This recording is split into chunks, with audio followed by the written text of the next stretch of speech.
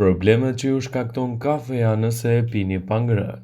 Kafeja është një nga pijet më të konsumuara për të nisur çdo mëngjes, por ata që e pinë kafen me stomakun bosh, sipas ekspertëve, po bëjnë një gabim të madh. Të dhënat shkencore tregojnë se pirja e një filxhan kafe me stomakun bosh i shkakton organizmit një dëm të konsiderueshëm. Kur stomaku është bosh, kafeja çliron acid hidroklorik që rrugëton në të gjithë sistemin tretës.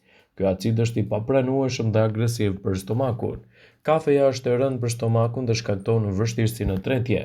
Kur këto të fundit nuk treten dhe shpërbëhen si duhet në sistemin tretës, i çelin në rrugë shumë problemeve të tjera shëndetësore. Këto janë irritimet të mukozës së stomakut, fryrje, inflamacione të zorrve, madje edhe shtim të qelizave të dëmshme në aparatin tretës. Për të gjitha këto arsye, ekspertët ngulin këmbë se kafeja nuk duhet të konsumohet me stomakun bosh. Ata thonë se ngrënia e mëngjesit është shumë e rëndësishme për njeriu dhe organet e trupit.